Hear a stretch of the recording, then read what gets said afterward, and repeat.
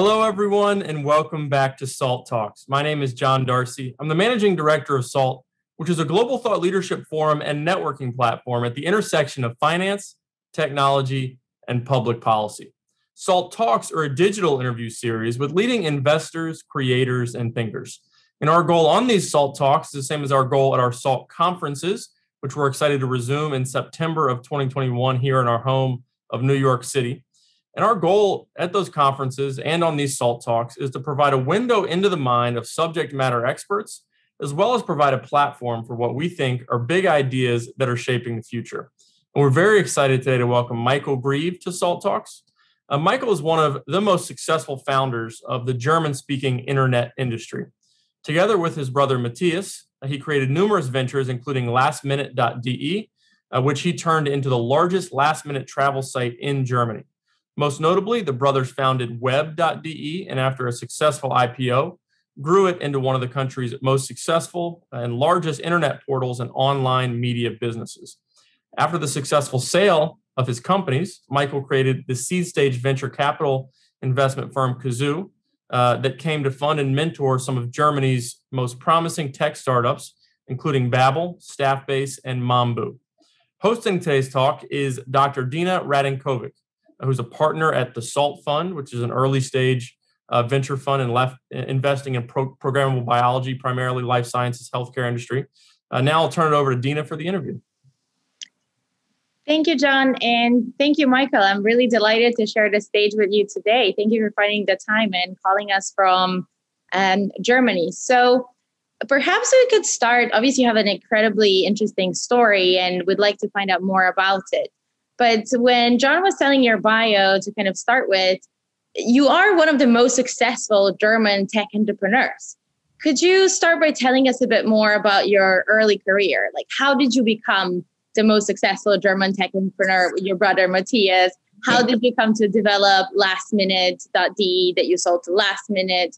And then how did that evolve to create web.de?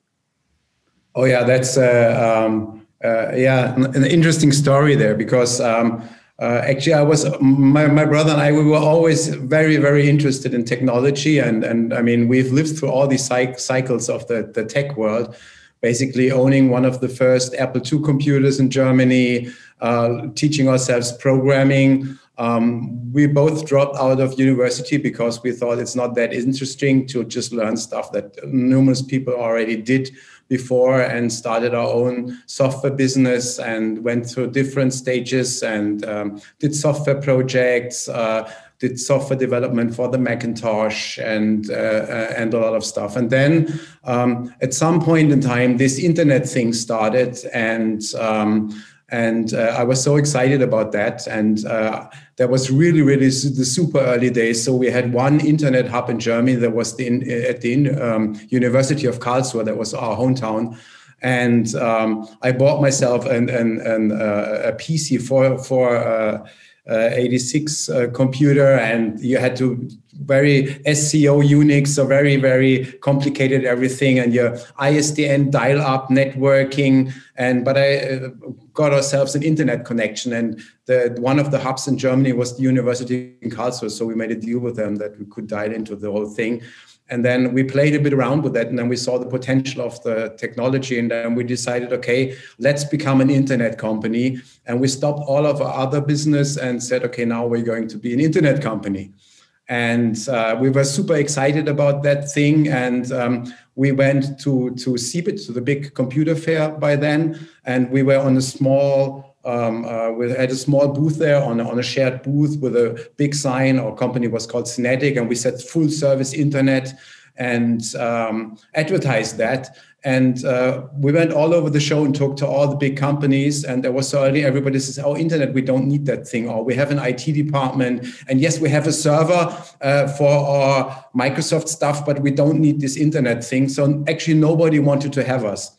And the right next to us, there was another small booth with a Greek guy, Emmanuel, and he wanted to sell travel by using ISDN to transfer the last minute bookings over ISDN into PCs that were set up at at the travel agencies, and nobody wanted to have him either. So after the show, we said, "Hey, Emmanuel, we have to do something together." And then we said, "You want to do this travel thing, but ISDN is not the way to go. Let's do internet." And this is how we started lastminute.de. And basically as a travel site, and that by then people were still using modems to dial up to the internet. That was really, really early. And we also started an agency business. We said, okay, we're going to develop a website and do all that stuff. And the question that always came up was that people asking, but yeah, this internet thing, but how will people find us? And we told everybody for months, yeah, there's this company, Yahoo, they have this directory, and somebody's going to do something similar in Germany. And but actually nobody did. And after a few months, like 3-4 months, I said, okay, we have to change that. And I wrote a little software to create a web directory. And then we just called in all our friends. And then over a weekend, we completely surfed the German internet.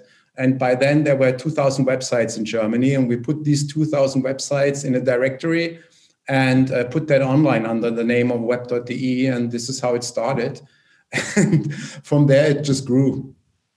Fascinating. Well, all the factors for successful tech entrepreneurs, school dropout, learning all, being a bit discouraged by your idea initially, all the factors seem to be there. And how was it working with your brother? Well, actually, it was really good. So, I mean, he's somebody I fully trust, and we built web.de together, lastminute.de together. But when we sold lastminute.de, somehow our entrepreneurial ways parted. He stayed a bit with the company when we sold it, because we sold it to our biggest competitor and formed the largest internet business in Germany by doing so, to compete better with Google and the American competition. And so now I'm doing. We still have a shared office space, but he's doing his things and I'm doing my things. Is there a lot of competition? Between us? No, not at all. It's just the on the contrary, we help each other a lot, and we talk about our ideas and share. So I just had lunch with him. So it's really I'm really happy to have a very good connection to him. Well, that's wonderful. It seems that you had a great co-founder. And how was it? Obviously, after having and selling your companies, you went into venture capital. And you had a very successful venture capital career as well by investing in some of the most promising Germany's tech startups like Babel, Stackbase, Bamboo, many others with Kizoo technology. So how was it for you, that journey from an entrepreneur to a venture capitalist? And what are kind of the key take-home messages that you would say to founder turned VCs? Oh, well, it actually was just taking it to the next level another time, because when we built web.de, I mean, we started out as a 3-4 people team. And in the end, we had 700 employees. And that was also why we sold it, because it was simply no fun anymore to run such a big company, because in the end, we really love to work with technology and drive things forward. And if you start growing your company and you're the CEO, I was the CTO, so you basically have all your product managers already and you have to coach them and make them successful. And once we sold web.de, it's just taking it to another level, because we don't see ourselves just as financing people, but we really help them to be successful. So this is our key approaches. We see ourselves as part of the founding team. We coach them, we mentor them, we really help them to build their equity story. And this is what I also enjoy most. For me, it was never about the money, but about the story that we could build, the success that we could create. And of course, in the end, it really pays off if you create something with a great story that's very successful and with a lot of passion. So, that's what we did in venture capital. I mean, it's a bit unusual in Germany. In Silicon Valley, it's the normal way to go. So once you're super successful and you have all that experience, also all the growing pains, if you grow from 3 to 700, there's a lot of pain involved in doing that. And you have to learn a lot of things the hard way. And I had great coaches when doing that. That really helped us along, and we just wanted to pass that on and to be helpful in that regard to our startups. Well, it certainly turned out to be extremely fruitful. And it's interesting to hear about your very hands-on approach with investing. Turning a bit more down the healthcare route, you mentioned that you had a very unhealthy lifestyle while building your tech companies. Can you tell us a bit more about that? And do you really think that we need to have a compromise between healthy lifestyle while we're building and working hard? And what's your view on that right now? Okay, so yeah, I had the super unhealthy lifestyle. It was like the epitome of a hacker. You really could, if you would do this in the movie, everybody would say, "Oh, really? Yeah, that can't be true." But it was true. So I was 20 kilograms overweight, no sports. I was smoking 3 packs of cigarette a day. I had 2 Red Bulls for breakfast. I had a bottle of red wine in the evening to calm down. Coffee all day.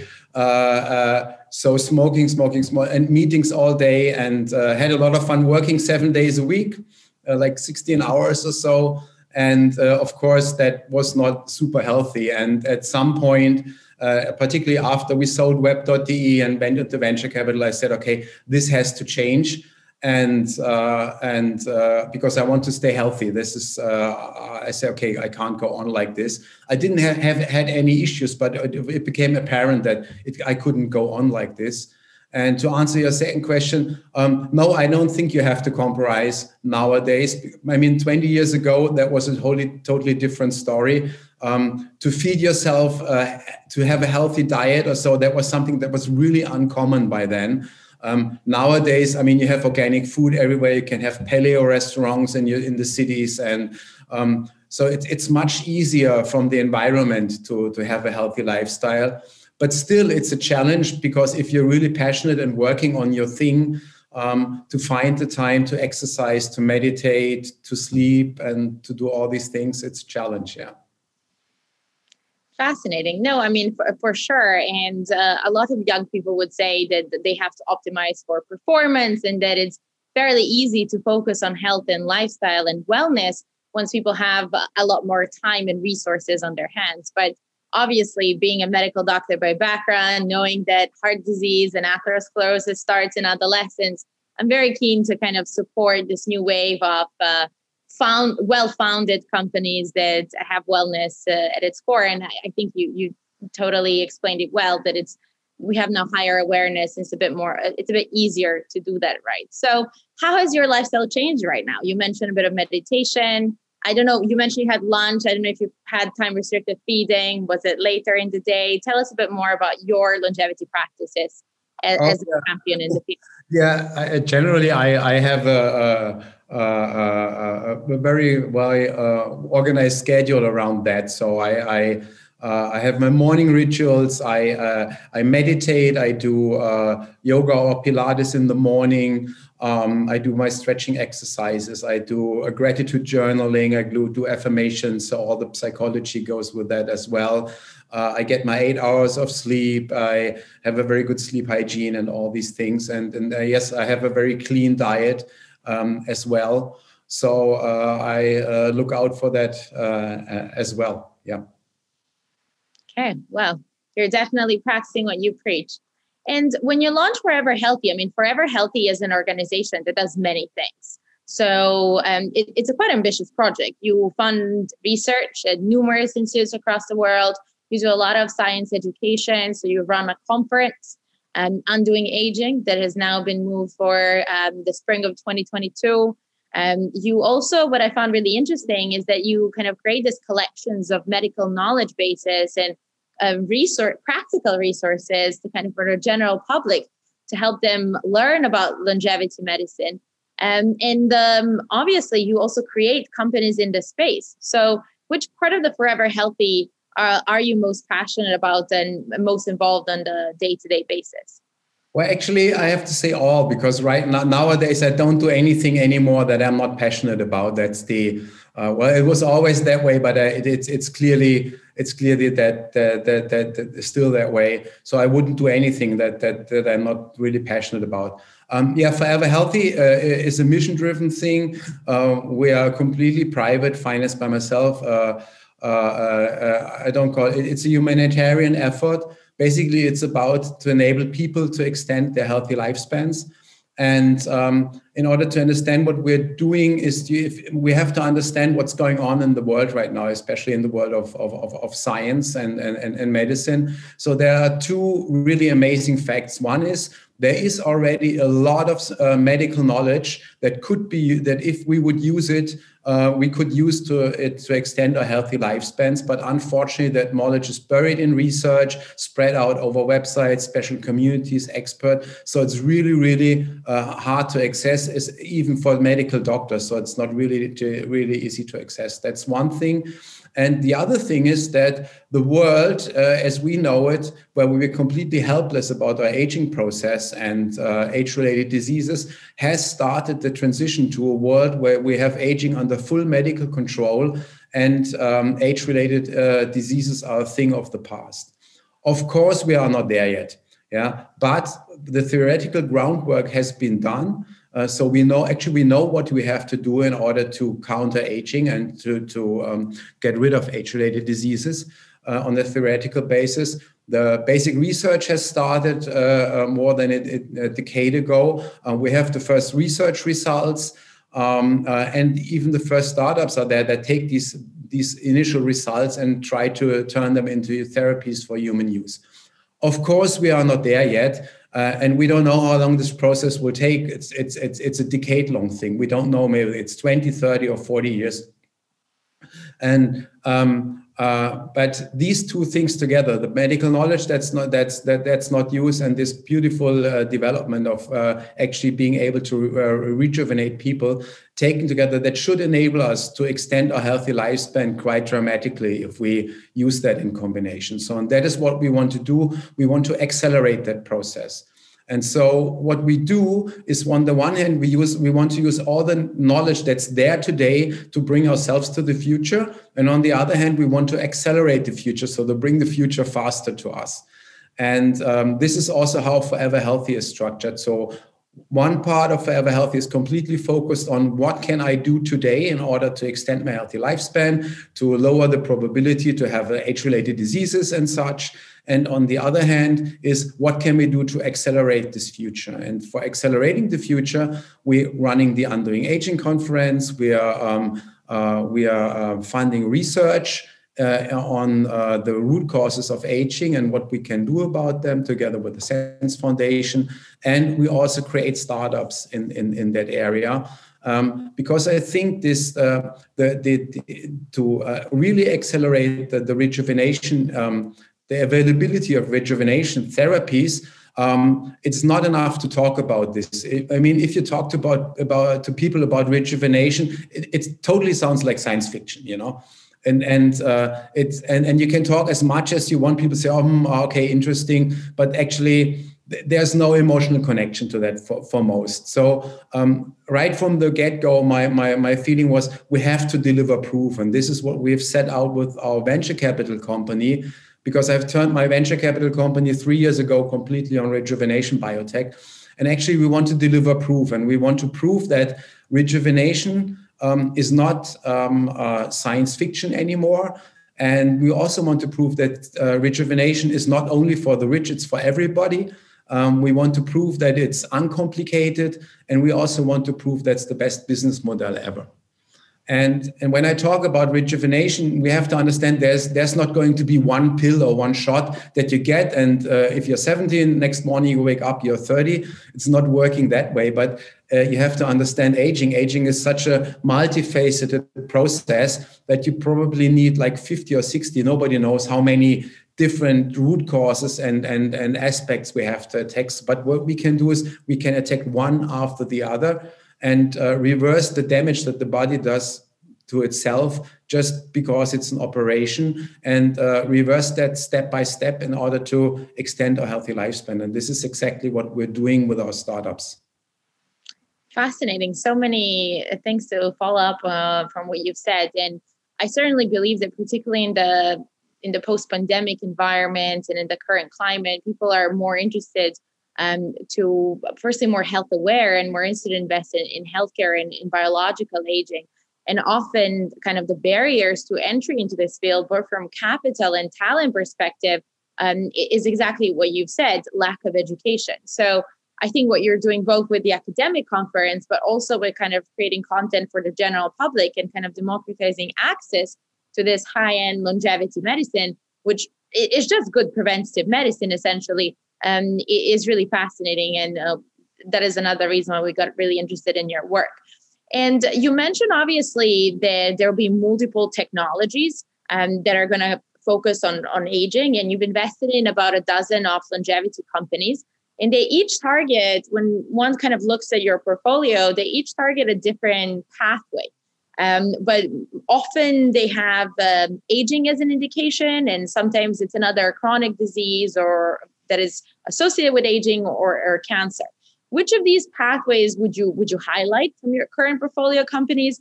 And then secondly, do you think that we have a fundamental problem that aging is not classified as an indication, and hence sometimes these companies, even when they have good technology and good pathway that makes sense, they're very plausible biologically, but they can't go for aging as an indication. So they almost need to find a plan B, like another disease to go for. So they end up failing in clinical trials, even though the science is there, they're just haven't managed to find the right fit. And how do you see that as a challenge in your current portfolio companies, but also in other companies in this field of rejuvenation biotech, as you called it? Okay. Yeah, that's a very good question. So to answer your last question first, so aging as an indication is complicated. So because personally, I don't think that aging is a disease, because you wouldn't look at a house and say this house ages, the house has a disease. So aging is more a matter of physics. It's like the world, things age. It's things that just happen. So there's deterioration. If something is an operation, if your car is an operation, it ages, but there's not a single process that you can say this is aging. And and also we have an issue to measure aging. So there's not a good way to measure aging and to quantify aging. So in that respect, what we are going for is individual root causes, and there are some root causes that are directly linked to diseases. For example, let me give you an example what I mean. One of our portfolio companies, Underdog, we are trying to get rid of heart attacks and strokes. So in order to understand what this has to do with rejuvenation is all the things that we see as age-related diseases. And for example, heart attack, stroke, and even cancer are age-related diseases because the prevalence goes up exponentially with age. So there's virtually no child at the age of 10 that has a heart attack, But when you age, the probability, of course, goes up. And in the end, we have to see if we all would become old enough, we will have each individual age-related disease. It's just that one person dies of a heart attack sooner and the other person dies of cancer. But in the end, we all have this deterioration that leads to all the age-related diseases. So I think it would be nice if we have aging as an indication, but I think there's lots of things that we can do with the current regulatory environment. And Underdog is a very good example. In order to understand what we are doing there and how it relates to rejuvenation is you have to understand how does a heart attack or stroke comes to pass. So in our bloodstream, we have cholesterol, in particular LDL cholesterol, and that cholesterol enters the arterial wall. And in the wall, the cholesterol, the LDL is oxidized, and it's recognized by the body as a foreign entity. And to get rid of it, the body calls the immune system to help. So the immune systems enter the arterial wall as well, and it sees the oxidized cholesterol, and the immune system just gobbles that up, the macrophages, the immune cells. And in the immune cells, you have a special waste processing plant called the lysosome. And so the cholesterol is transferred to the lysosome. And in the lysosome, usually we have enzymes to break things that we don't want down, and then they can be processed and released to the body or be disposed of. Unfortunately, we don't have enzymes to break down oxidized cholesterol. In that case, it's 7-ketocholesterol.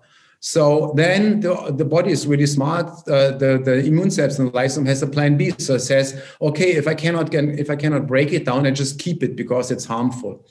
So over time, the macrophage and the lysosome in the macrophage gobbles up more and more of that oxidized cholesterol, and it grows. And then the lysosome grows, and the macrophage grows, and it turns into a so-called foam cells. And these foam cells, they make up the plaque in the arterial wall that grows first to the outside, then it grows to the inside of the artery. And at some point, the pressure is too high and the arterial wall ruptures, the plaque goes into the artery, and the body sees an injury, and then the platelets come and say, I have to fix that injury by sticking together, and then you get a blood clot. That blood clot closes up the artery, and then you have your heart attack. So what we have done now, we have developed a compound. It's a funny thing. It's a sugar. It's probably the most healthy sugar that you can think of. It's a cyclodextrin, and that compound is able to, through the bloodstream, enter the arterial walls, enter the macrophages, enter the lysosome, grab the 7 keto cholesterol, and transport it out of the whole thing, and makes it disposable by the body. And by this, turn the macrophages back into normal immune cells, deflate the plaque, and no plaque, no heart disease. So basically what we do is we rejuvenate the arteries by removing the plaque and restoring the youthful state. And it's a very good example of about how rejuvenation works. We just remove stuff, or we fix stuff that breaks and that the body cannot repair on its own. And by doing so, we no plaque, no heart attacks. So let's say 80 to 90% of heart attacks are due to plaque. Some are due to arterial cramping, but most of them are due to plaque. So this is how the technology works, and it's already pretty successful. So we've already demonstrated that we can grab the cholesterol, the 7 keto cholesterol, from foam cells and deflate them. So that's pretty cool. So now for accessibility, imagine you turn this into a pill that, and that is our vision, a pill that in average costs $10 a month to swallow. So, and this is also the big difference from the old type of doing medicine, where the paradigm was making sick people healthy again. I think we are at the verge of a transition, and the new rejuvenation technology will allow us to do this transition to a completely new paradigm in medicine, which is keeping healthy people healthy instead of fixing things when things are broken. And so what I envision is a therapy that everybody over 35 can take that would just prevent the buildup of plaque. It's a pill you swallow daily. And if you have that pill, no plaque, no heart attack, no stroke. Beautiful thing. And our vision is that we can produce this pill for an average, let's say, $10 a month. Maybe a bit more expensive in the Western world, and therefore in developing countries, let's say in India, maybe it's only $1 a month. But in the end, you have to see that we are talking about, instead of a diseased population, we're talking about everybody over 35, 40, which is 4 billion people on the planet. And that also shows you that it's going to be a super good business to keep healthy people healthy. Because take 4 billion people that spend an average $10 a month, that's $40 billion per month, $480 billion a year. Let's say times 10 or 20 for a decent company valuation. So we're talking about a market capitalization for the companies attacking just this aspect of aging between $5 and $10 trillion just for that. I don't say this is going to be one company, but that's the potential of the market. And that's also something that we want to prove, that this is a beautiful business model and a beautiful thing on your humanitarian side as well. Fascinating. Well, I mean, Michael, you have quite a few interesting companies in your portfolio, and you obviously kind of target most of the 9 hallmarks of aging and a few additional things. You have a company on mitochondrial health. You have a company in analytics on telomerases. You have a company looking at cancer. You have a company with messenger RNA technology, which is obviously extremely interesting with the success of messenger RNA vaccines for SARS-CoV-2. But what I find fascinating is the different approach that you're taking. So just kind of to set a bit of a background is that for a big group of people in this aging research community, one of the necessary parts that needs to happen is the development of surrogate markers of aging. So they almost say, like, if you I mean, going with the old one that if you can't measure it, you can't improve it, they would say that nothing really major can happen in rejuvenation biotech until we can quantify aging. And then we can slow in real-time clinical trials conducted over 5 to 10 years that that aging is actually reversed.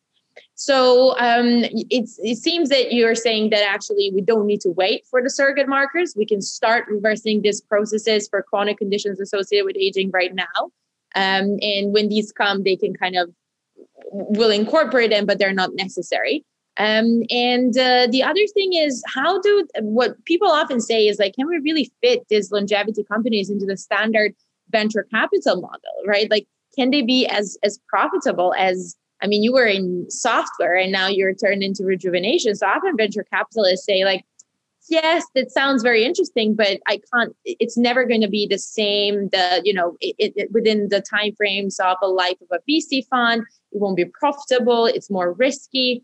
We focus very much on programmable biology because we kind of use technology and computational to solve problems in biology. So we believe that the angle there is that it has a shorter translation time because it is in the spectrum, whereas you have some really, really strong rejuvenation biotech companies. So kind of going back from being a VC with software companies, hands-on investment, how does that change when you go to rejuvenation biotech? And you mentioned one aspect of making it profitable is essentially ensuring that every adult should take it. Maybe we'll have it for every person to kind of even stop aging. But what are the other aspects that you think can be incorporated to make this more attractive for the standard venture capital industry? Not just, yes, it's a good cause and it's advancing the field that you referred to. Second one, okay, there is a bigger market because everybody ages at a certain pace. Is there anything else in addition that we can make aging research, particularly more biotech play, more fit for the VC model? Or on the other hand, do we need to change the financing model in order to advance this field? So yes, the latter. So first of all, I think one has to understand, and I strongly believe the rejuvenation biotech industry and this shift in paradigm medicine, keeping healthy people healthy, is going to be the biggest industry this planet has ever seen. So it is. If you look at compare the value of having a nice mobile phone to what it's personally worth to you, to know I'm not going to age, I'm not going to have cancer, I'm not going to have a heart attack, I'm not going to have. So what is the difference between this and that? So what would you be willing to pay per year for having all this youthful health for a long, long time versus a new phone? And now you see one company doing a phone has a market cap of $2 trillion.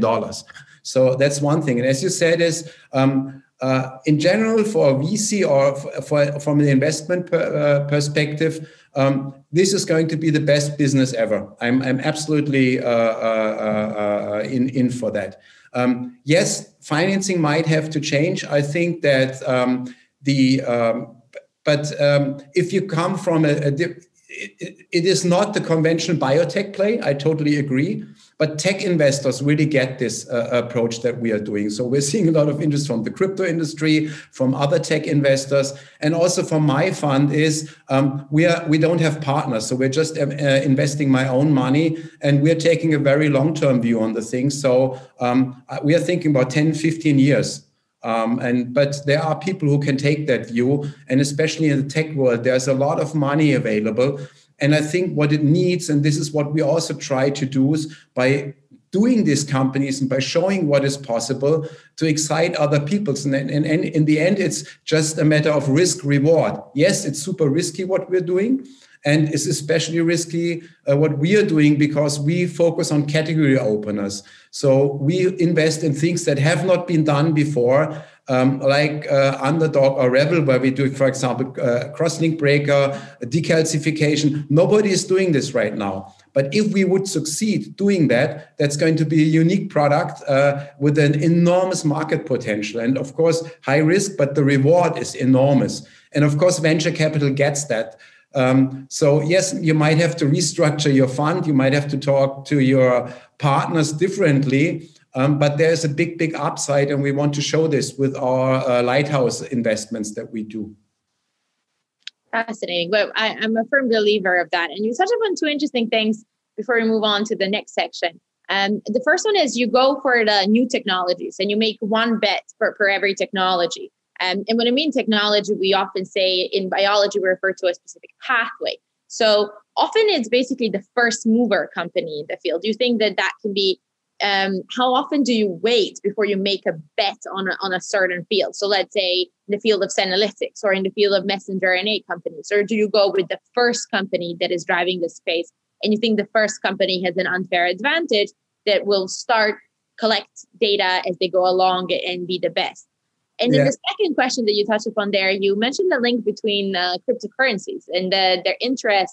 I mean, there have been a couple of Twitter threads quite recently about the link between crypto and longevity, and that both are kind of trying to innovate in very kind of old, more centralized industry, one kind of being finance, the other one being the traditional version of sick care medicine. Do you think there is an additional link? Do you think we should get more people from cryptocurrencies interested in longevity, or is that just naturally happening?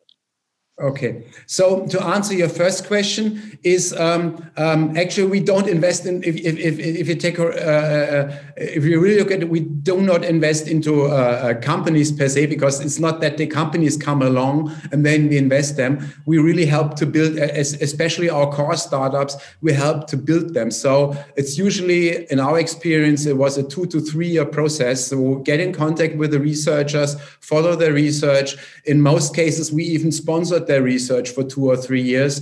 And then we help assemble a team. You need a CEO, you need a good game plan, you need a development plan.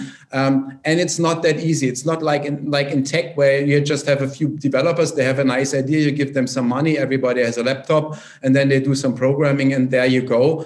It's completely different. So it is a 2 to 3 year process. So really we know the people for quite some time before we go. And there was into company formation. It was with Underdog, with Revel, with Alestrin, and with Selvi, all the same. We really went into the field and looking at the technology.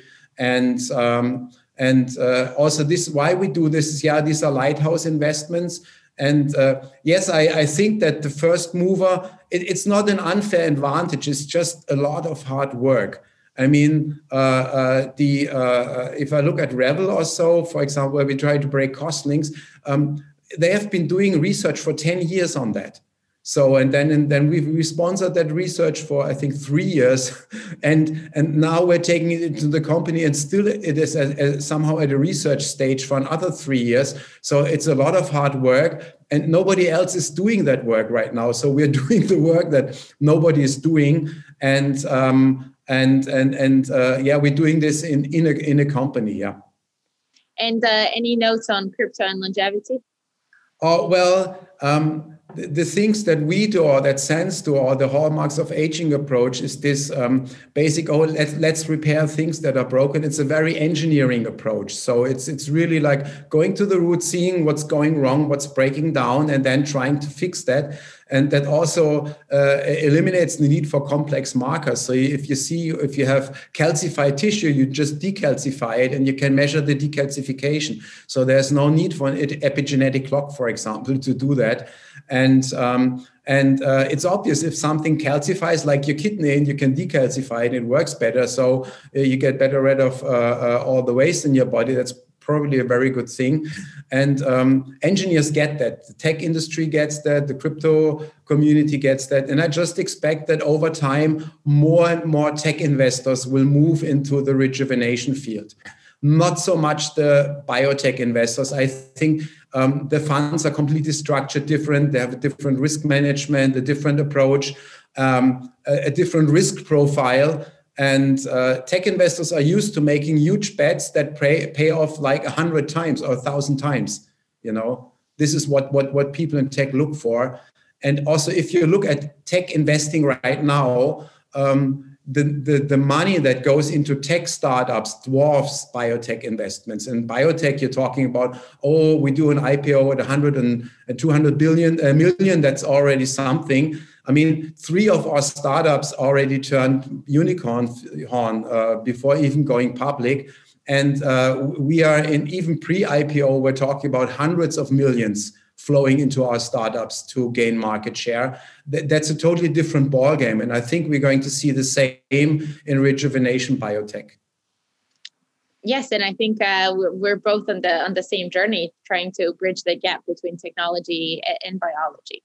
And Michael, you recently made an incredibly impressive announcement of further 360 million that you're going to devote to fund rejuvenation research. So what do you plan to do with that money? Is it going to be through your fund? Is it going to be creating companies? Is it going to be all of it? Can you give us a bit of an outline of your ambitious plan? Because you will have a decent budget to achieve quite a few things in the field. Yes. So that money, these 300 million euros or $360 million are in my venture capital company, Kizoo. And they are used to either form new startups, but category opening startups, or support our key startups on their way to the clinic and to create product. And the idea is that we can take a strong lead in our key investments, which currently we have 4 of those, and really support them all the way to the end product.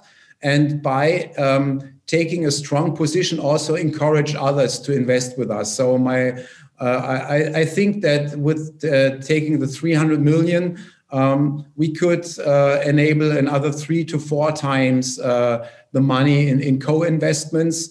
So that's going to be a substantial amount of money that will really get our products through the clinical phases, to the market, to price optimization, and to really get it to the masses at a very low price. So, because I think this is what is needed most now in the market is success stories. I truly believe if we can show rejuvenation, for example, if we could show, I really hope for that, if we could show that we can remove plaque from the arteries in the end by swallowing a pill every day, this is going to be revolutionary. And then people will understand, oh, that is rejuvenation. It's not this machine where people are pushed in and then you push in a 60-year-old and then you get a 30-year-old. But, oh, I just rejuvenate my arteries and I don't have a heart attack. Yeah, I get rid of DNA damage, then I don't have cancer. That is rejuvenation. And you do this in enough things, then you keep a youthful body for quite some time. And once people will understand that, the VC community will understand that, will encourage other researchers to do this. So this is why I said, okay, we have to do this, because we have been very fortunate with our internet investments. As I said, we have 3 unicorns where we have been the founding investors and still own substantial equity. And I just want to use these resources to really drive the industry forward by creating successful companies.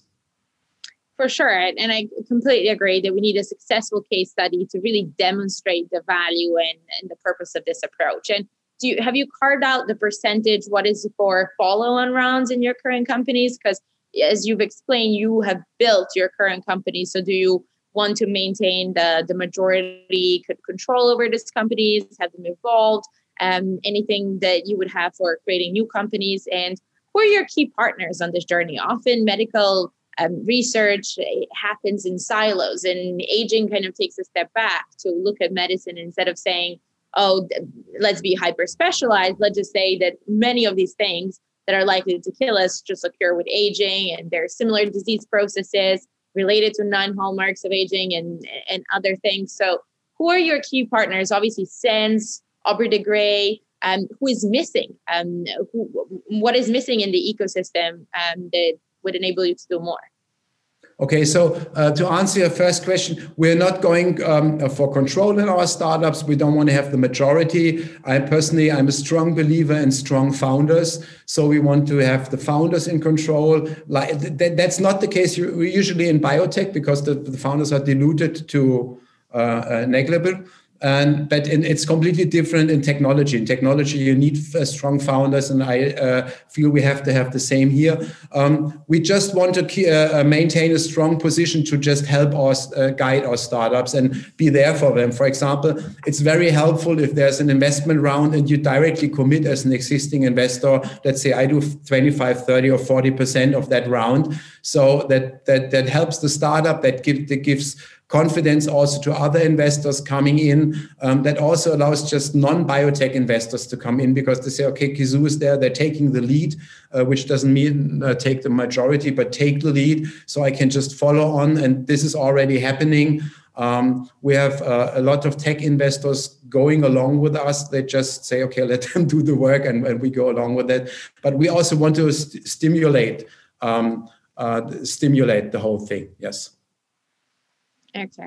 And anyone who are obviously Sense, but any other key partners or... Oh, yeah, the key partners. Sorry, second question, yes. So we are super open to networking. We have one project running that's called the Rejuvenation Network at Kizoo. We're building a really loose network of venture capitalists, universities, tech transfer offices, and really to create a community because in biotech, especially rejuvenation biotech, the amounts of money that have to flow in, the risk is very high, and people like to syndicate and to share the risk. So we are super open to that. We really invite others to come in. Our main goal is to drive the industry forward, to drive our startups to prove our key goals, that it's working, it's inexpensive, it's for everybody, it's uncomplicated, and it's a good business. And this is also why we run the Undoing Aging conference. Our conference is a big networking event. Yes, it's about science, but hopefully next year we're going to have the conference again. And the conference now has 3 tracks, and the one track is science, second track is startups, and the third track is rejuvenation now. So what can I do now? And we're going to invite media as well. So we're going to have scientists, startups, investors, media, the blogger, but also the general media to prove that, hey, there are things that you can do right now. There are the first analytics that can be applied today. And no, it's not for the rich. It's for everybody. I mean, you could take Physitine as a supplement might be a very good senolytic. And that's just $30 a month. So that's not for the rich. Everybody could just buy that from Amazon to make that example. And so, yeah, I think networking and driving the whole thing forward is very important. Thank you, Michael. And often we close with what you would like to see play out in the next 20 years. But I think you've answered that in the sense that we're going to remove our cholesterol with one pill, and we're going to have one successful case study to kind of lead by example in this field of longevity.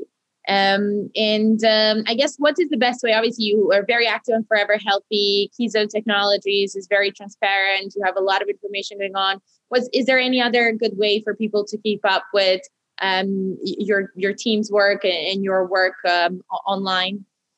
Well, you can go to our website. It's forever-healthy.org or kizoo.com. You can subscribe to our newsletter. We have Facebook groups. We do regular online meetups. You find that on our homepage as well, where we talk about certain research that we do, our analysis that our Rejuvenation Now, maximizing health teams. We have scientists looking at all the latest research on certain topics and analyze that. So, yeah, we have built quite a community around that.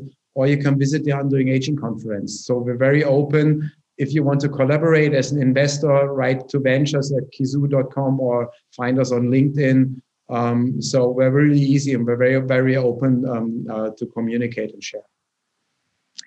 Well, thank you, Michael. Thank you for finding the time and for sharing your impressive work. And we're very excited to have you in our network. And John, over to you. Do you have any questions in this field of longevity, or are you waiting for your cholesterol pill before you ask it? Yeah, you covered it pretty well. I'm still a young guy, but we could all use the cholesterol pill to help us out a little bit, especially in the pandemic. So where a few people have gained a COVID-19, not just gotten COVID-19, but that's neither here nor there. But Michael, thank you so much for joining us on this week's Salt Talk. And thank you, everybody, for tuning into this week's Salt Talk. We love educating people on some of these massive breakthroughs that are taking place in the field of programmable biology and healthcare and life sciences that Michael has helped leading, and Dr. Dina is helping to lead as well. Just a reminder, if you missed any part of this SALT Talk or any of our previous episodes, you can access them on our website at salt.org/talks or on our YouTube channel, which is called SaltTube. We're also on social media. Twitter is where we're most active at SALT Conference, but we're also on LinkedIn, Instagram, and Facebook. And again, please spread the word about these SALT Talks. We love educating people. These are all free, open for everyone to access. So if you found this conversation interesting, please share it with your uncle, your aunt, your grandfather, your dad, your mom, and educate them about things that are going on in this space. But on behalf of Dr. Dina and the entire SALT team, this is John Darcy signing off from SALT Talks for today. We hope to see you back here again soon.